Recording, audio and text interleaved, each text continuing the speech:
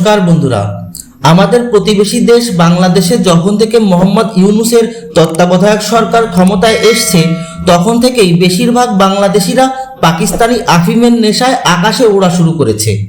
এরা এটুকু বুঝতে পারছে না যে এরা আছে মাটিতেই, শুধু আফিমের পিনিকে কল্পনায় এদের পাখা গজিয়েছে। প্রথম থেকেই এরা ভারতকে উস্কানি এবং অপমান করার কোনো সুযোগই হাতছাড়া করেনি, আর ভারত এদের ধমকিকে পাগলের প্রলাপ বলেই এড়িয়ে যাওয়ার চেষ্টা করেছিল। কিন্তু এখন ভারত বাংলাদেশের স্ক্রু টাইট করা শুরু করে দিয়েছে, আর ভারতের এই পদক্ষেপ বাংলাদেশি মন্ত্রীদের বুকে কাঁপুনি ধরিয়ে দিয়েছে।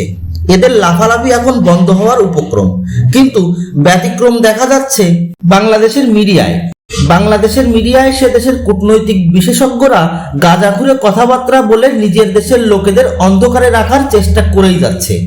এইসব এক একজন নমুনার কথাবার্তা শুনলে এদেরকে আপনাদের ভিন গ্রহের প্রাণী বলেই মনে হবে। যাই হোক, ইউনূস সরকার ক্ষমতায় আসার পর থেকেই অনেকগুলো উদ্দেশ্যের অন্যতম একটি উদ্দেশ্য ছিল শেখ হাসিনাকে ভারত থেকে ফিরিয়ে নিয়ে ফাঁসিতে ঝুলানো। আর এই কারণেই এই সরকারের উপদেষ্টারা সুযোগ পেলেই মিডিয়ার সামনে গলাবাজি করত যে ভারত বাংলাদেশের মধ্যে যে প্রত্যর্পণ সন্ধি স্বাক্ষরিত হয়েছিল সেই আধারেই এরা শেখ হাসিনাকে বাংলাদেশে ফিরিয়ে নিয়ে যাবে। আর এদের ধারণা ছিল ভারত এই সন্ধির ভয়ে শেখ হাসিনাকে বাংলাদেশে পাঠিয়ে দেবে। বাংলাদেশের জনগণের সামনে এই সরকার সবসময় দেখানোর চেষ্টা করছে যে ভারতের পাশে বসে চোখে চোখ রেখে কথা বলার সামর্থ্য রয়েছে ইউনূস সরকারের। অথচ যখন সময় আসলো তখন বাংলাদেশের মন্ত্রীরা যেন ভেজা বেড়ালের মতো চুপসে গেছে। হ্যাঁ বন্ধুরা, ওমানে ভারতের বিদেশ মন্ত্রী এস জয়শঙ্কর এবং বাংলাদেশের বিদেশ মন্ত্রী তৌহিদ হোসেনের মধ্যে একটি মিটিং অনুষ্ঠিত হয়েছে। এই মিটিং এর আগে থেকেই বাংলাদেশি মিডিয়ায় খুব আলোচনা হয় যে তৌহিদ হোসেন নাকি এস জয়শঙ্করের সামনে হাসিনাকে দেশে ফেরত পাঠানোর বিষয়ে এক প্রকার আলটিমেটাম টাইপের কোনো কথাবার্তা বলবেন। বাংলাদেশিরা এটা ভুলেই গেছিল যে ঘরে বসে টিভির পর্দায় বাঘ দেখা আর জঙ্গলে হঠাৎ করেই বাঘের সামনে পড়াটা এক নয়। যাই হোক, যা হওয়ার কথা ছিল তাই হয়েছে। বাংলাদেশের মন্ত্রীর অবস্থা লেজে গোবরে হয়ে গেছে। আর এটা আমি বলছি না, তৌহিদ হোসেন নিজেই স্বীকার করেছেন। তৌহিদ হোসেন ঠিক কি বলেছেন সেই ভিডিওটি পরে দেখাচ্ছি। আগে বলি, এই মুহূর্তে বাংলাদেশ এবং ভারতের মধ্যকার এই খেলা কোন পর্যায়ে রয়েছে। কিছু সলিড ইনফরমেশন দিব, আশা করি মনোযোগ দিয়ে শুনবেন। ডোনাল্ড ট্রাম্প ক্ষমতায় আসার সাথে সাথে ইউনূস বুঝে গেছিল যে আছলা বাস ইউনূসকে কাছে আসার ইশারা করবে। তাই বাঁচার জন্য একটাই অপশন ছিল, তা হলো চীন। যেহেতু পাকিস্তান এবং বাংলাদেশের মধ্যে প্রেম উপচে পড়ছে, তাই পাকিস্তানের মতোই বাংলাদেশেরও ত্রাণকর্তা হয়ে আসলো চীন। চীনের সাথে বিএনপির সম্পর্ক ভালো হলেও এই মুহূর্তে ইউনূস যেভাবে ট্রাম্পের সামনে ফেসে গেছে তাতে ইউনূসকে বাঁচালে প্রতিদানে চীনের মনের মতো কাজ করবে ইউনূস। আর এই মুহূর্তে বিএনপির থেকেও বেশি লাগামে থাকবে ইউনূস। তাই চীন ইউনূসকে বুঝিয়ে দেয় যে বিএনপি যদি ক্ষমতায় আসে তাহলে এই মুহূর্তে ট্রাম্পকে কোনো প্রকার উস্কানি দেবে না, বরং ট্রাম্পের কথায় চলবে। সেক্ষেত্রে ফেসে যাবে তুমি ইউনূস। তাই নির্বাচন যেন আপাতত না করানো হয়, আমার কথায় চলো। আপনাদের অবশ্যই মনে আছে যে নির্বাচনে হারার পরেও বাইডেন যতদিন রাষ্ট্রপতি ছিল সেই সময়টায় ইউনূসকে বলেছিল দ্রুত নির্বাচন করাতে, কিন্তু ইউনূস বাঁচার স্বার্থে ততদিন চীনের কোলে গিয়ে বসে পড়ে। তাই তো বিভিন্ন অজুহাতে নির্বাচন দেরিতে করাবেন বলে দেয়। এদিকে নির্বাচন যত দ্রুত হতো ততই বিএনপির জয়ী হওয়ার সম্ভাবনা ছিল, কিন্তু এখন তা আর হবে বলে মনে হচ্ছে না। বিএনপি বুঝে গেছে যে চীন কোনো চাল চেলেছে। প্রথমত, নির্বাচনের ন্যূনতম বয়স 1 বছর কম করানোর পিছনে ইউনূসের নিজের লাভ রয়েছে। এই ছাত্র আন্দোলনে কম বয়সী ছাত্ররা ব্যাপকভাবে হাসিনার বিপক্ষে আন্দোলনে অংশগ্রহণ করেছে। এরা মূলত ইউনূসের সাপোর্টার। চীনের বুদ্ধিতে ইউনূস ধীরে ধীরে বিএনপিকে দুর্বল এবং নিজের পলিটিক্যাল ফিল্ড তৈরি করা শুরু করেছে। আর এটা বুঝতে পারার সাথে সাথে বিএনপি তলে তলে সম্পর্ক করে ভারতের সাথে। এই মুহূর্তে ভারতও বিএনপিকে সাপোর্ট করছে, কিন্তু কয়েকটি স্ট্রং শর্তের উপর ভিত্তি করে।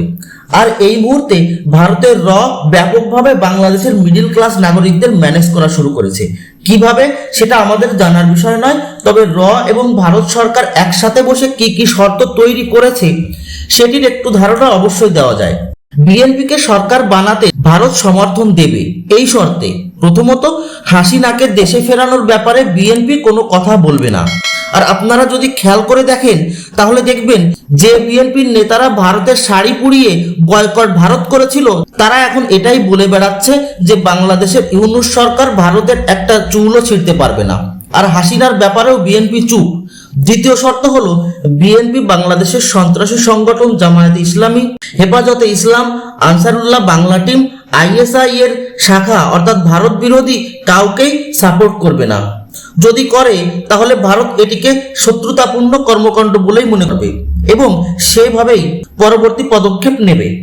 তৃতীয় শর্ত হলো, ভারত বাংলাদেশ সীমান্তে অবৈধ অনুপ্রবেশকারীদের বন্ধ করতে হবে। যদি না করে তাহলে ভারতে অবস্থিত সমস্ত অবৈধ বাংলাদেশিদের ধরে দেশে পাঠানো হবে। আর এই মুহূর্তে বাংলাদেশের যে আর্থিক অবস্থা, তাতে ভারত যদি 5-10 লাখ অতিরিক্ত বাংলাদেশে পাঠিয়ে দেয় তাহলে কোন ধরনের সংকট তৈরি হতে পারে তা বিএনপি ভালোভাবেই জানে, কারণ এরা এর আগেও সরকার চালিয়েছে। চতুর্থ শর্ত, বিএনপি পাকিস্তান এবং আইএসআই এর ইশারায় সার্ক সংগঠনকে পুনরুজ্জীবিত করার ব্যাপারে যেন না ভাবে, বরং বিমস্টেক এবং বিবিআইএন সংগঠনের উপর ফোকাস করে। আর আপনাদের জানিয়ে রাখি, বিএনপি এই সব শর্ত মানতে রাজি হয়েছে, কারণ বিএনপি ভারতকে বলেছে যে আগের সম্পর্ক যা ছিল সেটিকে বাদ দিয়ে নতুন করে ভারতের সাথে জুড়তে চায় বিএনপি। আর বিএনপির অস্তিত্ব রক্ষার জন্য এটাই একমাত্র পথ। আর এইসব খেলার জন্যই এখন বিএনপি এই ইউনূস সরকারের পেছন থেকে ধীরে ধীরে সাপোর্ট সরিয়ে নিচ্ছে। তাই তো পরিস্থিতির হিসাব করে ইউনূস সরকারের মন্ত্রীরা ভেজা বিড়াল হয়ে গেছে। তার উপর বাংলাদেশ বিষয় নিয়ে ট্রাম্পকে সাইডে ডেকে প্রধানমন্ত্রী মোদী বুঝিয়ে দিয়েছেন খেলা কিভাবে করতে হবে। আর যেহেতু বাংলাদেশে এখন চীনের অ্যাঙ্গেল এসে গেছে, তাই ট্রাম্প এই ব্যাপারে ভারতের উপরেই সব দায়ভার ছেড়ে দিয়েছেন। আর এখন ভারত তার গিয়ার চেঞ্জ করা শুরু করে দিয়েছে। ওমানে ভারতের বিদেশ মন্ত্রীর অ্যাটিটিউড দেখে তৌহিদ হোসেন ভুলেই গেছেন যে তাকে কি বলতে পাঠানো হয়েছিল। তৌহিদ হোসেন বাংলাদেশে ফেরার পর প্রেস কনফারেন্সে বলেছেন যে ভারতকে নিয়ে বাংলাদেশের যে উদ্বেগ রয়েছে সেগুলো বলা হয়েছে। আবার এটাও বলেছেন যে স্পেসিফিক ভাবে কোনো উদ্বেগকে নিয়ে কথাও হয়নি। আজব কথাবার্তা রে বাবা। একবার বলছেন উদ্বেগের কথা বলছেন, আর একবার বলছেন কি কি উদ্বেগ রয়েছে সেগুলো বলেনি।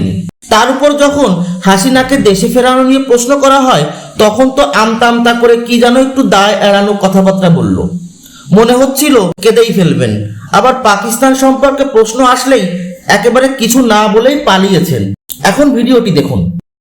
এটা নিয়ে কোনো ওইভাবে স্পেসিফিক আলোচনা হয়নি। আমরা ইন জেনারেল সবগুলি নিয়ে কথাবার্তা বলেছি। সরিয়ে রাখারও আসলে ব্যাপার না, এটা তো একটা ইন্ডিপেন্ডেন্ট একটা ইস্যু যে কোর্ট চেয়েছে তাকে, আমরা রিকোয়েস্ট করেছি তাকে এক্সট্রাডিট করার জন্য, করে না তার মানে ইনাতে যে আমরা বাকি সব কিছু নিয়ে বসে থাকবো। ব্যবসা মোটামুটি পিক আপ করেছে, দেখা গেছে যে আগের লেভেলেই পৌঁছে গেছে। এখন এগুলি তো প্রত্যেকটাই ইন্ডিকেশন। দুই যে বিষয়টা সেটা হলো যে কিছু টানাপোড়েন এখনও রয়ে গেছে, যেমন ভিসা টিসা নিয়ে এগুলিতে প্রবলেম কিছু আছে, কিন্তু দুই পক্ষই আমরা মোটামুটি এ ব্যাপারে একমত হয়েছি যে এগুলি সব দূর করে একটা গুড ওয়ার্কিং রিলেশন, যেটা আমরা ব্যবহার করি, এটাতে আমাদেরকে পৌঁছতে হবে। এবং সেই জন্য ভারতীয় পররাষ্ট্রমন্ত্রীও এ ব্যাপারে মানে এগোবেন। আমরা তাই আপনি যদি কোনো সময় কনভিনিয়েন্ট টাইমে আপনি আসেন, আপনি সময় জানালে আমরা সেই অনুযায়ী arrangement করব। He was positive to all the indications that I gave. অর্থাৎ এস জয়শঙ্করের সামনে চোখ রাখতেই সব হাওয়া বেরিয়ে ফুস হয়ে গেছে। হাসিনার কথা উঠানো তো ছেড়ে দিন, কিভাবে দুই দেশের সম্পর্ক ভালো হবে, ট্রেড চলবে, ভিসা পাবে কিনা, এইসব কান্নাকাটি করেই ফিরে গেছেন দেশে। আর ওদিকে বাংলাদেশি মিডিয়ায় বিশেষজ্ঞরা বড় বড় আস্ফালন করেই চলেছে।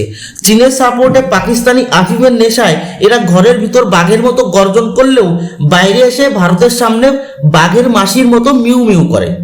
তবে সামনের দিনগুলোতে ভারত বাংলাদেশের এই ইউনূস সরকারের এমন অবস্থা করবে যেমনটি বিড়ালকে বস্তায় ভরে আছাড় মারলে হয়।